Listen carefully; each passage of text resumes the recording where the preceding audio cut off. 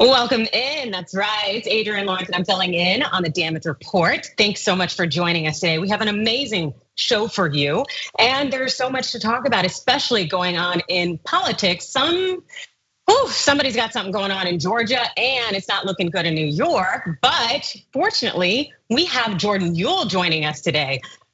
Jordan, you political activist, how is everything going? Oh, it's been a busy couple of weeks. I mean, as we're going to get into, it's been pretty hectic, but also, I mean, student debt payments are resuming today. Interest starts to accumulate. I'm sure many viewers are just as stressed as I am. Hear that. That is fantastic. Okay, so let's go ahead and kick things off and hear from Donald Trump. And he's got a bad group. They're thugs. They're radical left fascists. They're Marxists, they're communists, they have the worst people. But these people made these indictments. So when they say, oh, Donald Trump is going to court. No. We're going to court to fight a crooked system, a corrupt system. And Democrats better be careful what they wish for. Oof, yeah, Donald Trump had something to say, as he always does, because it's just another day and another veiled online threat from that man. He posted that video message after entering a non-guilty plea in Fulton County yesterday. Now, the former president, he was none too pleased. Why? Well, because Georgia Governor Brian Kemp refused to maybe attack the district attorney who happens to be prosecuting Trump and 18 of his cohorts. Yeah, Governor Brian Kemp, here he is squashing any idea of calling a special session targeting DA Fani Willis. My concerns with the Fulton County District Attorney's handling of this case and the special purpose grand jury have been well documented.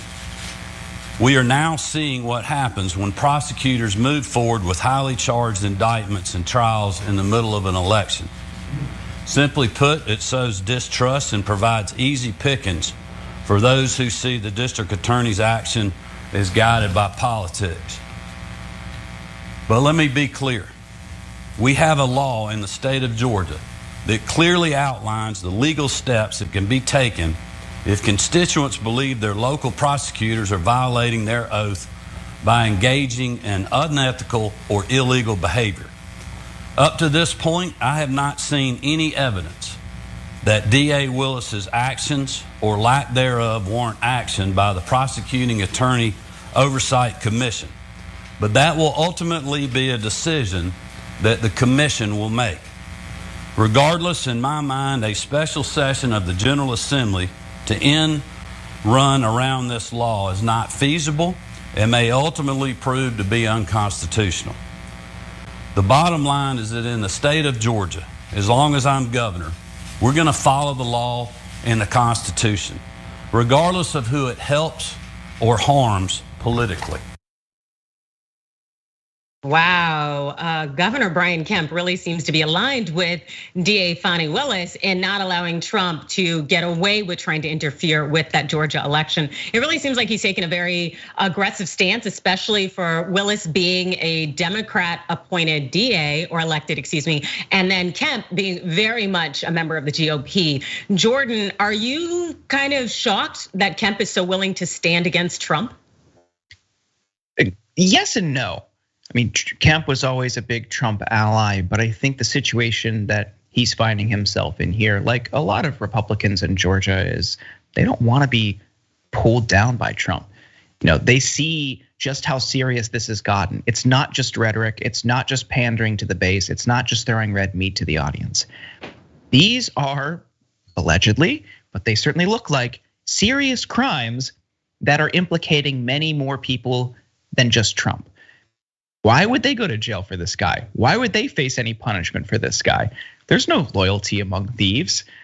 They're just looking out for themselves. This is purely a self-preservation tactic. Yes, definitely seems to be the case with Kemp. And I just find it so interesting because as we've seen in Washington, so many members of the GOP have aligned themselves with Trump since day one of him calling the election in 2020 being a farce, that it was secured by fraud with these allegations against Biden and claiming election fraud, voter fraud, all of these things. So many members of the GOP went ahead and backed Trump. But then you had individuals like Brian Kemp, who is a member of the GOP, but had no problem problem earning Trump's ire because as a governor, he has long refused to challenge the 2020 presidential election results there in Georgia. And also, as we saw yesterday with Governor Kemp, well, he also alluded to why he's so unwilling to maybe push Willis out of being the DA. The speaker laid that out pretty clearly yesterday, because if he's wanting to defund a district attorney, it's going to defund all of them. And this is a conversation. He's a legislator. If he wants to have that conversation, he can do it during the regular session that we have coming up in January. But let me just say this. You know, these are the distractions that get you to lose elections. The last time we were talking about special sessions here in the state of Georgia, just a few weeks later, the Republican majority lost 2 US Senate races. Yeah, Jordan, I think you're spot on that there is a sense of self-preservation there. Maybe Kemp could see what a lot of other members of the GOP couldn't see, was that it will hurt the party to go ahead and upend the Constitution just so Trump can get away with his efforts to undermine democracy. Yeah, it's gotten too real for these people. Again, it's not just rhetoric. Like you pointed out, he was willing to criticize the results of the 2020 election when there was nothing at stake, when they were just delivering talking points and trying to rile people up. You're giving people what they want. There's no harm in that on paper, but here it's serious. There are people in jail. There's one guy in jail. Everyone else got bond, but there are real consequences here that they don't want to be involved in. Why would they go along with this very clear conspiracy, this charade that is more than just pandering? It's more than just rhetoric. There are consequences. They don't want their hands anywhere near it. Yeah, and the thing is I think that these members of the GOP have been smart, whether it's Brad Raffensperger, Secretary of State there in Georgia, who has been testifying against Trump in terms of simply speaking truth, to Trump contacting him and asking him to find those extra votes. The thing is that if we actually have this whole constitutional democracy thing and they are, that it's bolstered and founded on rules, it's important to enforce those rules. And so I do, to the extent I feel somewhat comfortable, commend Kemp for drawing a line in the sand and saying, no, I'm gonna follow the rules here. Even if we've seen so many members of the GOP down there in Georgia ignore the rules when it serves their benefit. So it's nice to see some leaders there in Georgia actually standing up for what's right, even though we know that there are other leaders throughout the country who are also standing up for what's right. Because in addition to raging against leaders in Georgia, well, Trump ended up spending some of this week defending the value of his real estate empire up there in the Empire State. New York Attorney General Letitia James, well, she claims to have so much evidence of fraud that a trial isn't necessary. This per the New York Times. On Wednesday, Ms. James fired an opening salvo, arguing that a trial is not necessary to find that Mr. Trump and other defendants inflated the value of their assets in annual financial statements, fraudulently obtaining favorable loans and insurance agreements.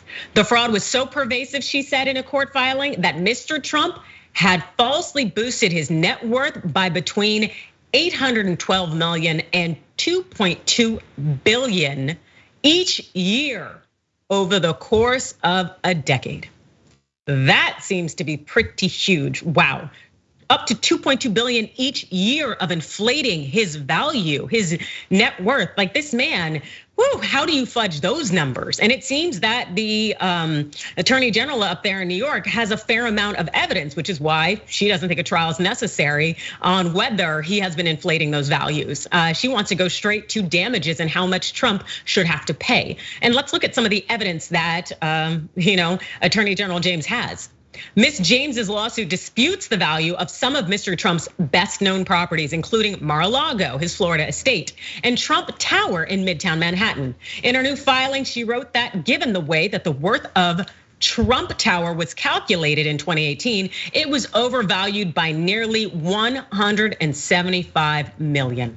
The following year, she said the value of the building was falsely boosted by nearly 323 million.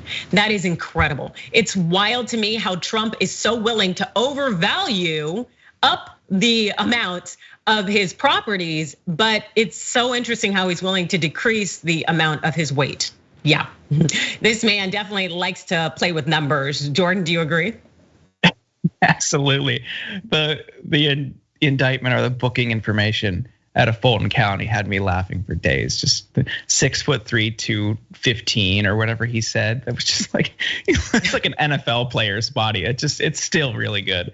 But yeah, this shows just how brazen they were in all aspects of the Trump administration, Trump's personal side, his business side, how fraudulent they were, and how this culture of corruption pervaded every aspect of his life, his political career, his business. I mean, this guy is just the epitome of fraud.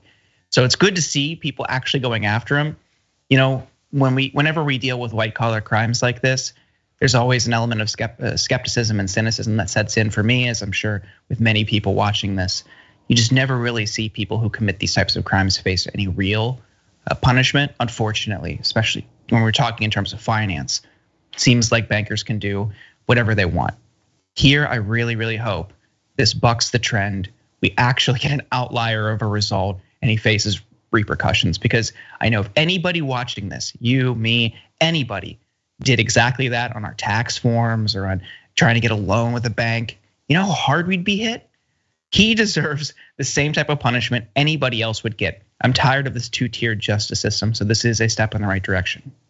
Yes, I couldn't agree with you more. And you're spot on about the two-tier justice system. Seeing Michael Cohen, Trump's lawyer, be prosecuted and Trump not facing consequences was absolute hypocrisy. And so I'm so glad New York is now prosecuting Trump for playing that significant role in Cohen and the fraud that he committed on financial documents. And it's great also to see the New York Attorney General pursuing him for the fraud he has committed on his properties for years that officials have looked the other way. Because if we're going to say that we have a democracy and everyone's treated fairly under the system, my God, we should have policies and practices that actually uphold that principle.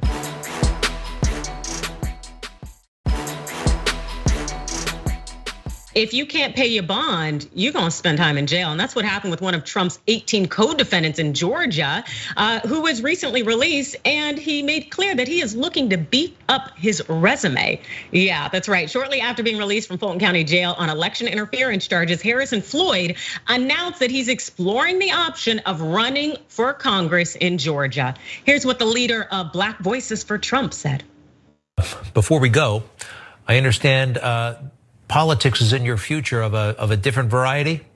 I just want to thank God. I want to thank my wife, and I want to thank District Attorney Willis for giving me this Negro wake-up call, because she's reminded me that I need to get back into service and politics and to lead by example. And I will be exploring running for Congress this cycle to make sure that people are held accountable. Wouldn't that be awesome? You go from a jail cell to a member of Congress. I love it. Good luck, Harrison, okay? Thank you, Greg, for all the work that you're doing. Tell them the truth, man. Oh, wow, that's cute, yes.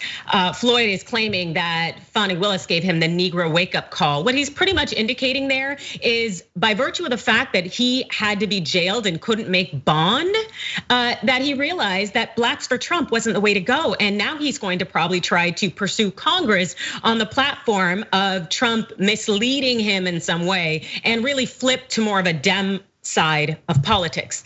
I really don't think that that's going to happen, because as we can see here from what his booking mugshot photo, something about Floyd can tell you that there is clearly a hustle going on here. So let me tell you what happened in terms of his situation with being held on bond. So Floyd, he was finally able to be released on bond earlier this week, and that was after his attorney had negotiated a bond amount of $100,000. By the way, that amount was about $25,000 more than at least two other defendants who were facing similar charges, which may make you wonder what's going on there. But you have to remember that those individuals negotiated their bond before they were actually coming in and turning themselves in, something he didn't do. Well, there's more about Floyd's jail stint. The day Floyd turned himself in, District Attorney Fani Willis told an attorney who had previously represented him that she had sent someone to meet with him at the jail to offer him a bond, but he refused it and said he didn't want to talk without a lawyer. Willis said Floyd made somewhat of a scene in the lobby of the jail and basically just begged to be booked in, the newspaper reported. Making a scene and begging to be booked kind of sounds like Floyd may have tried to leverage the fact that he could be jailed, got himself jailed, instead of negotiating a bond so that he could get this media attention. That's what it seems like to me, but let's go to the AP for more. Lawyers for Donald Trump and the other defendants had all negotiated bond amounts before their clients surrendered at the Fulton County Jail by the deadline last Friday. Harrison Floyd had turned himself in Thursday without first getting a bond amount set and therefore had to remain in jail. A judge denied him bond during a hearing Friday, saying the issue would be addressed by the judge assigned to the case. Oh, right. So it looks like someone was looking to make a spectacle so that they could catch headlines and also be the only defendant who actually had to spend time in jail. That's interesting. It sounds like he's crafting a narrative. And of course, after he was released, well, he went on Steve Bannon's show. And well, this is what Floyd said about the fact that he may have been singled out. You think you were singled out because you're an African American and particularly a MAGA, you're a Trump supporter, you're a patriot, you're a veteran? Do you think you were singled out because of that? Part of it, part of the black culture is always voting Democrat. I went against the code, if you will, at the highest order. And so the district attorney decided she wanted to send me what we call as a Negro wake-up call. And she dialed the wrong number because it didn't go through. So. Yeah, this sounds like a publicity stunt. But Jordan, so what do you think? Do you think that Floyd is going to all of a sudden lean more toward the left, claiming that, hey, Trump wasn't supporting blacks since no one bailed him out? Or do you think he's going to lean into the Herschel Walker right? Oh, I think it's the latter. It seems very, yeah, it just seems very clear that he is going to craft a narrative, like you say. Oh, I was a victim because I supported Trump. And unfortunately, people will incorporate elements of race or not, voting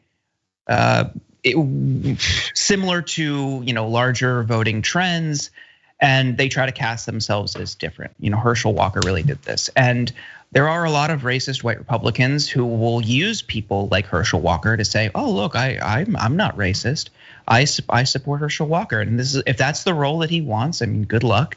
I think this is totally disingenuous. It seemed like what you pointed out, demanding to be booked in the jail, making a scene.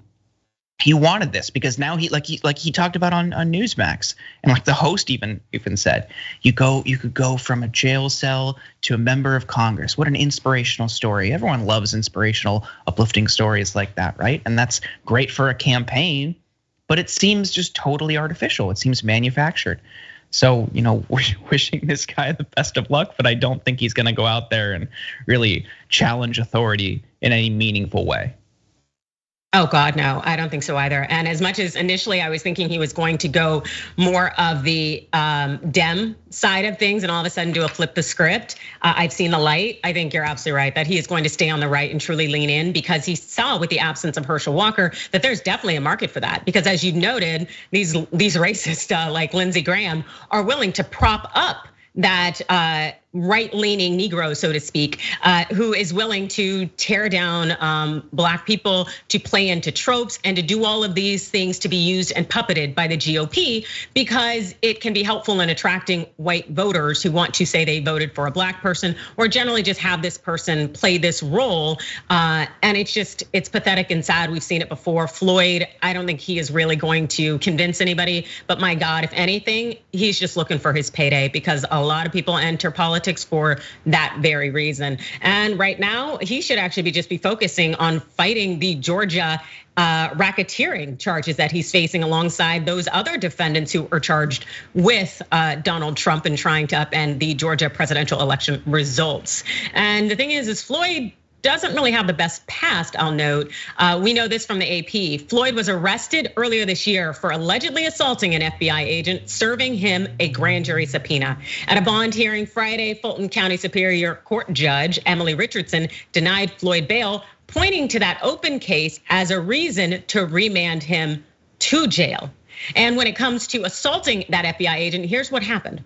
So an agent's affidavit filed in US District Court says Floyd screamed, cursed, and jabbed a finger in one FBI agent's face and twice chest bumped the agent in a stairwell. It says Floyd backed down only when the second agent opened his suit coat to reveal his holstered gun. Yeah, this man has a problem. And as much as he was finally able to get bond in his Trump RICO law case, it just shows you that he's really looking to just up the profile on him by way of making noise so that he has run-ins with law enforcement.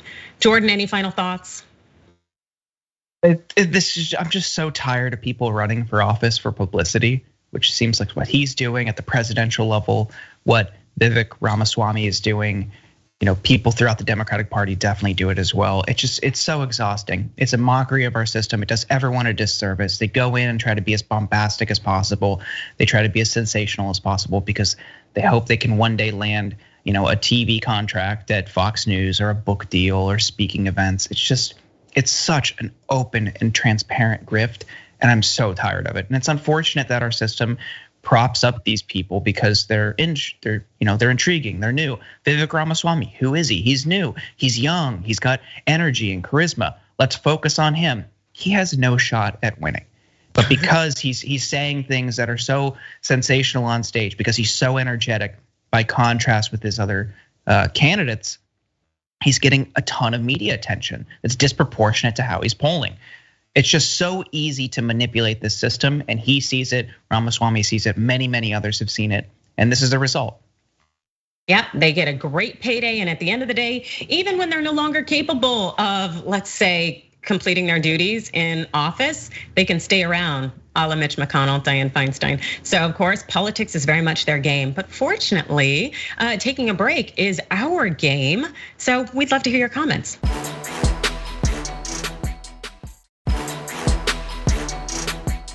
Clarence Thomas finally opted to come clean about his billionaires with benefits relationships.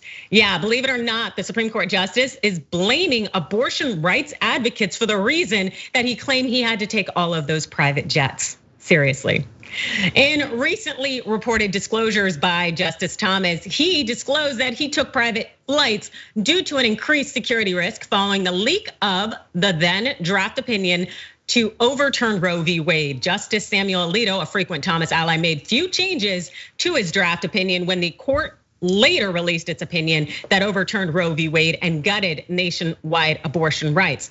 That's so interesting to me because it would seem that Thomas took a lot of private flights hosted by billionaires and went on vacations and tours that weren't going on anyway at the time that the Supreme Court gutted Roe v. Wade or the opinion was leaked. It's interesting though how he manages to blame abortion right advocates for the reason that he had to take these private flights. Because if you recall, well, ProPublica had set the value of just one of the chartered flights on the Bombardier Global 5000 jet and 9-day tour on a 162-foot super yacht tour at possibly exceeding $500,000. That really seems like maybe it was just a luxurious vacation and not a need for private security. Let's also note that Thomas didn't just receive these private flights, but he also received meals and lodging, and they primarily came from GOP donor and Nazi memorabilia collector Harlan Crow. This per Jezebel. Over the last several months, ProPublica has reported that Crow and other billionaires have gifted Thomas with at least 38 destination vacations, 26 private jet flights, plus an additional 8 by helicopter, a dozen VIP passes to professional and college sporting events, typically perched in the skybox, 2 stays at luxury resorts in Florida and Jamaica. Yeah, again, it's interesting to me how Clarence Thomas says he needed all those things and in tied to what the only excuse he gave was the anti-abortion activist potentially threatening his security. It's also worth noting that Thomas has 24-hour around-the-clock security provided by what I think it's the US Marshals. Yeah, so I would like to think that he had plenty of protection and he really just wanted to go on luxurious vacations that billionaires were funding. And mind you, as Thomas is out here trying to throw abortion advocates under the bus, well, Thomas is completely and totally not acknowledging the lives of the pregnant people that he and his colleagues have wrought. KFF surveyed nearly 570 OBGYNs who spent the majority of their working hours in direct patient care. Results showed 64% of all OBGYNs surveyed believe the Dobbs ruling has worsened pregnancy mortality. 70% said it's worsened racial and ethnic inequities, and 56% believe it's worsened the ability to attract new doctors to the field. So it sounds like, well, the maternal mortality rates will probably go up as a result of Dobbs. Yet, I think the real victim here is Clarence Thomas. Do you think so too, Jordan? Oh, yeah, poor Clarence Thomas. I got such a kick out of this defense. And if you remember Alito, when his private travel was revealed as well, his justification was, well, if I didn't use it, the seat was just gonna go empty. I had no choice but to take this luxury vacation with a private jet. Like, it's just so totally bogus. Does that also, for Thomas, does that also explain why he's going to sporting events? Are there roving gangs of abortion advocates, targeting sporting events, lurking in the bleachers? Like, this is so transparent. Like, it's so clear what they're doing. They're taking these opulent gifts from billionaire benefactors, and then they tried to hide it. Like, the only reason we know about this is because of an investigative outlet, ProPublica, and now finally he acknowledges it in a disclosure form. Like, this is so ridiculous. Like, he's just giving everyone the finger, and people on the right just lap it up. Yeah, that's true. He needed to go to that college football game in a skybox because of abortion advocates. There was nowhere else for him to hide. He had to sit on the 50-yard line with a perfect unobstructed view of the game because of abortion advocates. Like, this, come on, who believes this? Who actually believes this? No, and it's funny because you're so incredibly right. So many members of the right, they will just gaslight you, to just lie to your face. Like, who's gonna believe Clarence Thomas didn't feel safe and thus needed to go to Fiji with other billionaires? Like, what? It's almost as good as Mitch McConnell issuing his doctor's notice today saying, oh, he's perfectly fine. All those times he froze up on television and definitely looked like he was mid-stroke. Oh, clean bill of health. He's okay to represent members of Congress. Oh, Dianne Feinstein, totally good. She's just relaxing. It really shows you that lying to the American people seems to be so much ingrained in how the right does business, but they can because they don't face consequences.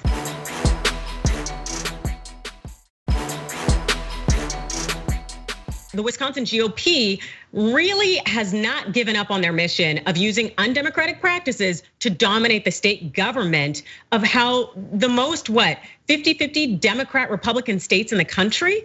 Yeah, it's scary because in fact, what they've done right now is accelerated their descent to authoritarianism with their threats to impeach and remove the recently elected Wisconsin Supreme Court Justice, Janet Prostaskiewicz.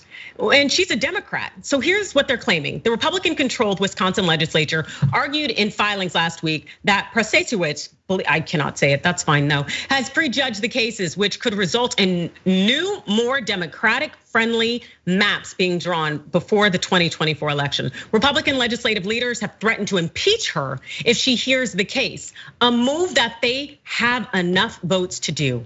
Now, Republicans argued in their recusal motion that the justice's campaign statements revealed that her thumb is very much on the scale in this case.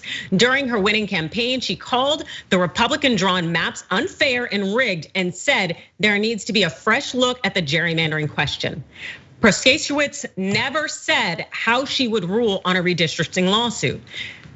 The thing is that's clear is that judges often, well, they're not supposed to opine on cases that are before them outside of writing their opinion, but she did not have the case before her at the time. She is newly elected. So the comments she made previously shouldn't necessarily be something that are held against her. Because it's interesting because as we've seen with the US Supreme Court justices, when they were before Congress in their Senate hearings, they said all sorts of things, including, no, I wouldn't upend Roe v. Wade. And then what happened when the issue came before them? They decided a different way.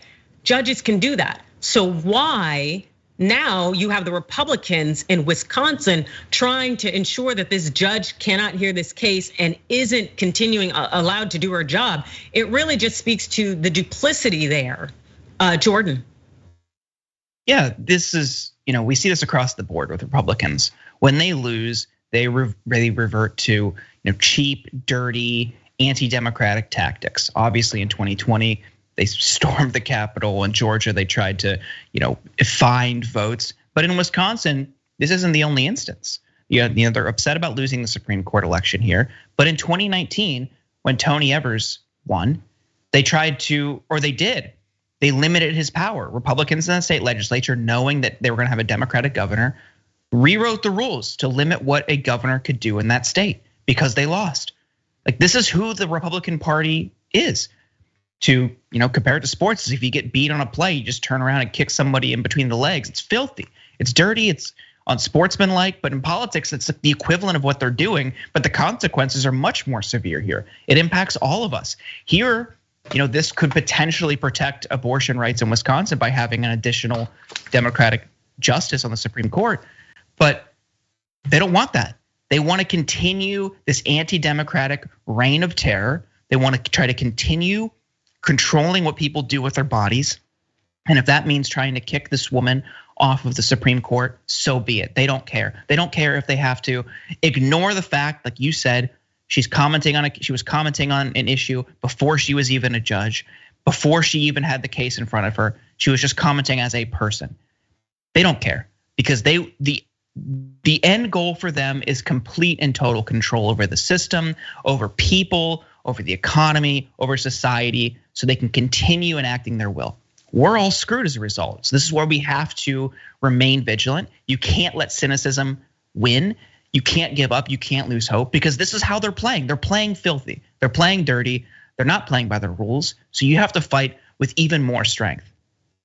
No, absolutely. You are spot on, correct. And it's a never-ending battle, it seems, because they're not even getting to the fact of, is what she said to be actually accurate? Is the gerrymandering issue a problem in terms of ensuring that people's votes are heard? And the thing is we know from the GOP's many campaigns to gerrymander and redline and whatnot, that the efforts put into play to silence marginalized groups who mainly vote Dem, that's something that they are committed to doing. And fortunately, the attorneys are also committed to fighting against this through legal filing. So in two separate redistricting cases, lawyers have filed objections or motions objecting to the request that Justice Protasiewicz actually have to recuse herself.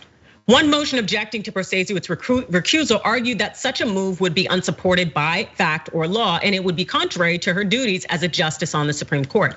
Unhappy with the electoral results, which they could not prevent through gerrymandering, Republicans now seek to nullify the results and pick their justices. It would take only a simple majority vote in the Assembly to impeach Protasiewicz and a 2/3 majority vote in the Senate to remove her from office. Republicans have a 65-34 majority, sounds super to me, in the Assembly, and 22-11 majority in the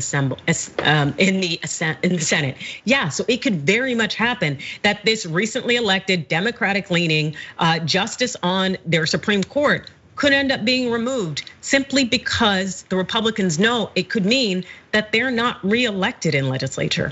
But the thing is maybe they shouldn't be. And in fact, I'd argue they shouldn't be if the people don't want it. And so we can look here at the gerrymandering issue and how incredibly important it is. Check out this chart. Look at the split of then presidential candidates in the last two elections. We have Trump and Clinton. You see how close that is? Less than 0.8% for Wisconsin. And then you look at what Biden and Trump in the last election, and you have something similar here.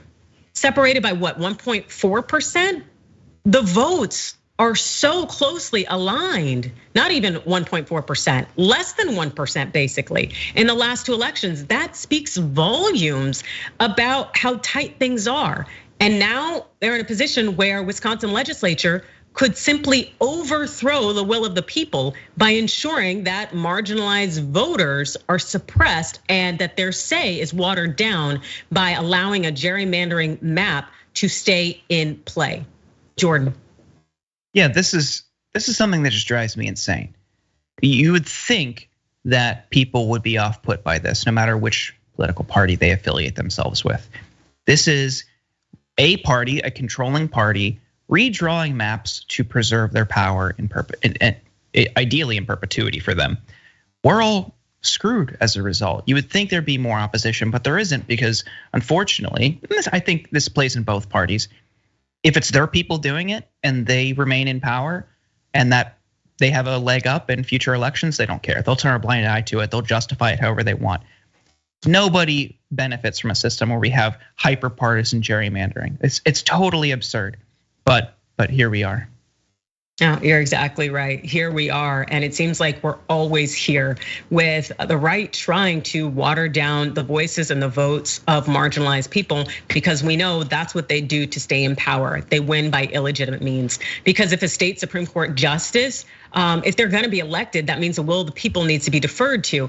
But instead, trying to impeach them for making political statements, not actually prejudging cases, but again, making these political statements. It's wild. This is crazy to me. But then again, this is how the GOP likes to run it.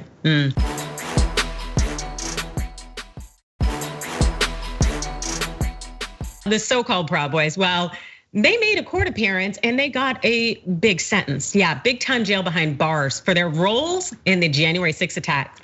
Two of the criminals, Joseph Biggs and Zachary Rail, well, they received their sentences yesterday, while several other members of the right-wing paramilitary group are set to be sentenced this week. Joseph Biggs, a member of the far-right Proud Boys, was sentenced to 17 years in prison for playing a leading role in the Capitol attack. Jason Rail, president of the group's Philadelphia branch, received 15 years in prison. Prosecutors had asked for a 33-year sentence for Biggs and Tario, the longest sought in any of the January 6 trials, and for a 30-year sentence for Rail. Here's Joseph Biggs in the Senate gallery on January 6th. Yep, there he is. It's so funny how so many of them thought they wouldn't be caught covering up their faces. It's like, that should tell people now that these little things you're doing, they're not going to keep the government from finding you. So, well, here's Zachary Rail. Here is him.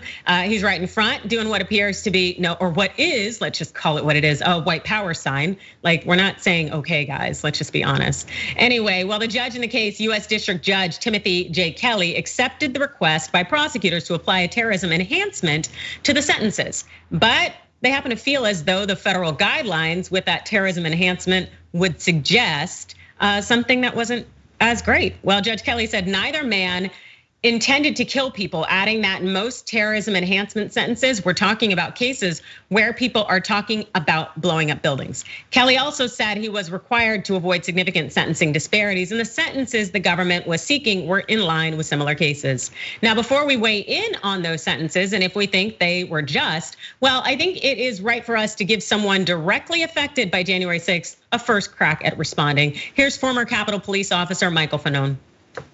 You believe that those are fair sentences? I think they're fair, and I'll tell you why. It's because a federal judge appointed to the court who oversaw the case, listened to the facts, and also was privy to the pre-sentencing, pre-trial reports, decided that that was the appropriate sentence.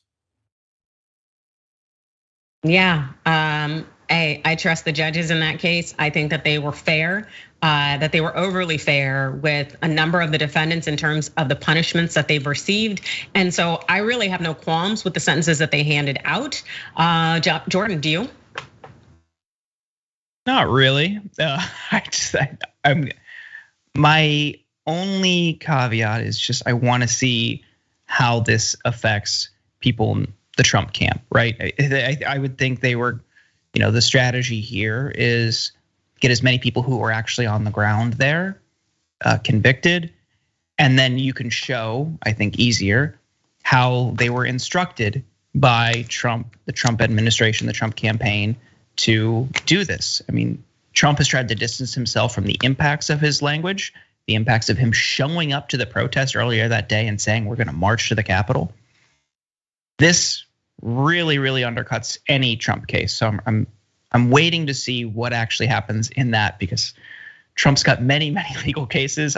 Ideally, he's punished in all of them, but this is the one I'm the least optimistic about. Yeah, about when you say least optimistic about the case about him trying to overthrow the government, basically. Yeah, it's just there's so many opportunities for him to, kind of wash his hands of it. But well, I wasn't there. I didn't do it. It might be more difficult. I mean, I think you agree. The viewers agree. This is definitely a direct result of his language. He incited this, and this is something that he wanted, and they were actively in communication with people.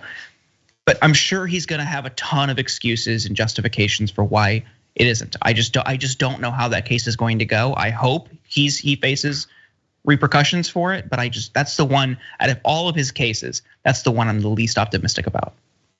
And the thing is I agree with you about not being as optimistic, and it's not for legal reasons, because legally, like you can't, as I teach media law, and as I was talking with the students yesterday and explaining First Amendment speech, how you can't go into a crowded theater and yell Beyonce.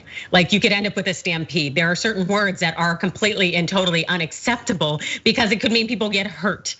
And so in recognizing that reality, we have to consider that Trump's command for people to march to the Capitol and his push, the language he used, even if he didn't explicitly say, let's go string up Mike Pence, he did enough to create this havoc that threatened the lives of our leadership. And thus he should be held accountable for it. But at the end of the day, I think in part that people aren't gonna necessarily wanna hold Trump accountable for his words, but they'd be more likely to hold him accountable, well, I guess for some of the words in terms of the call to Brad Raffensperger in Georgia, or also holding him accountable for keeping those documents knowingly so, even though the government had said, hey, we're gonna need those security clearance type related documents back. But yeah, I agree with you. I think it's more difficult and challenging to actually hold him accountable for inciting that attack on the US Capitol. And I also think that there is some questions on whether there's potential for sincere, maybe leniency, or maybe getting a lighter sentence on appeal for some of these January 6 defendants. For example, starting with Biggs, who was reportedly speaking through tears about his sentence. Well, he said this in his plea to the court just before he actually got the years that the judge was giving him. My curiosity got the better of me, and I'm going to have to live with that for the rest of my life. I'm so sorry, I'm not a terrorist. I don't have hate in my heart. I don't want to hurt people. That's really interesting. I'm not a terrorist. I don't have hate in my heart. Like curiosity. I've never been curious about breaking into a federal government building and joining a mob who are trying to attack our leadership. I don't know, Jordan, have you? No, not lately. This defense, Your Honor, I was curious, is so great. I'm dying to know if that's ever worked. The judge is seeing that like, well, okay, we've all been curious before. All right. That's so good. It's so good. I'm sorry. That just totally threw me off. I hadn't seen that yet. No, it makes me wonder if the lawyers will actually try to coach their client on, hey, how would that sound to you as a logical person? Would you give yourself a lighter sentence because you were curious? Like, I don't know. I just feel like there's no one really in a position who would take that in any way seriously. And the second defendant who was sentenced, Rail, well, he was also choking back tears, in the face of consequences. And he had to pause himself to compose himself. And he said he had fallen hook, line, and sinker for lies about the 2020 election being stolen. He went on to say this: politicians started spreading lies about the election. I stand up here and say I'm done with all of it. I'm done with politics. I'm done with peddling lies for other people who don't care about me. As far as I'm concerned, I think that was a better statement of truth, that you got riled up. At the same time, it's like there are a lot of lies out there. There's a bunch of propaganda. Your willingness to sign on to it and to take action against our government because of it doesn't make you a patriot, nor does it necessarily make you swindled. As an individual, you have an obligation to investigate more, to actually follow the appropriate channels before you go ahead and take action. Jordan. I don't entirely buy that statement, though. I agree it's better than the Your Honor, I was curious attempt. But the Proud Boys knew what they were doing, and they knew what their whole organization's role in the right-wing world was. It was terror, intimidate, brute force, violence, I mean, from showing up to pride events to left-wing events to attacking people. I mean, they knew what their role was, and it was just to use force to try to scare, intimidate, get their way for broader right-wing objectives. And that was the case here. It's not that he was misled. I think many of them, I'm confident many of them knew that Trump lost in 2020. What he's upset about is that he thought that this was going to work.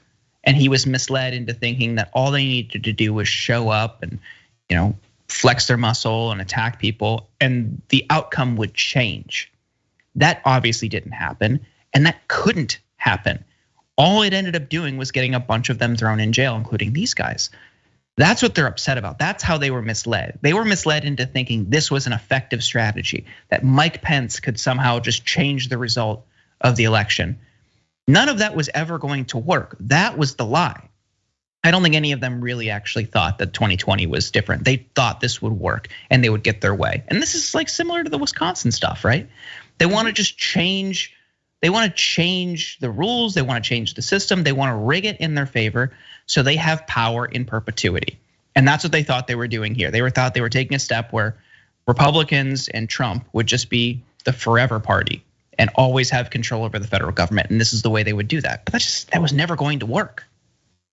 No, it was never going to work, and they didn't care if it was going to work or not. They were going to try it because that was truly their objective.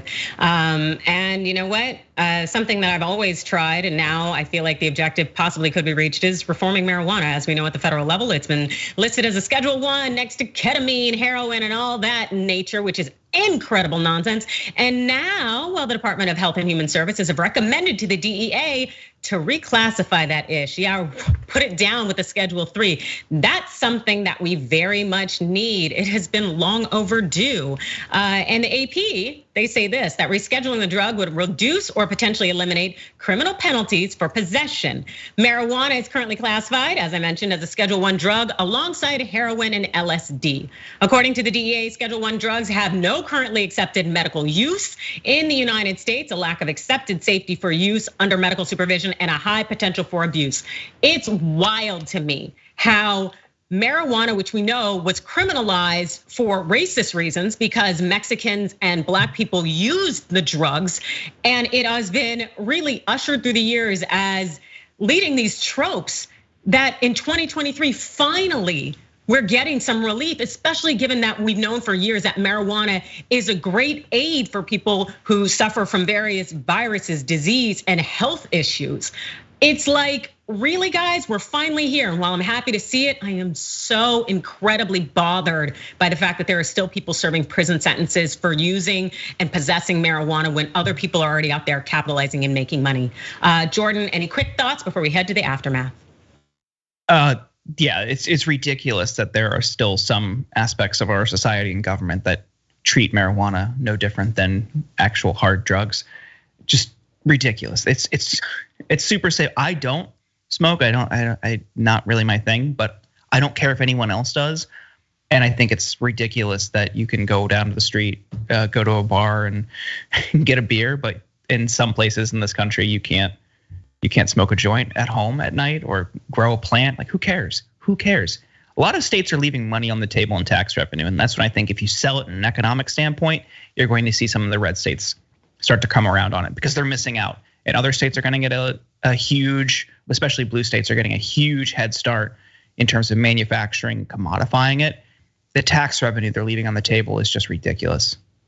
Absolutely, and the ignorance is also ridiculous. And we've seen largely alcohol manufacturers and distributors being the one to push against marijuana being legalized and descheduled. So it's nice that finally that the government is getting on board, because again, we know that alcohol, heroin, things like that, those kind of drugs, that those have been harmful and dangerous to people. They cause them to engage in behaviors that do not in any way uplift society. But what, cannabis, someone's going to go on a bender of eating Cheetos, is gonna relax, is going to enjoy CBD and how it can help rejuvenate and re-stimulate people's muscles and body. Like, It just, again, the racist reasons that it's been criminalized are problematic, and I'm glad to see some change come to pass. I'm also glad to join you all in the aftermath, which we will have coming up momentarily.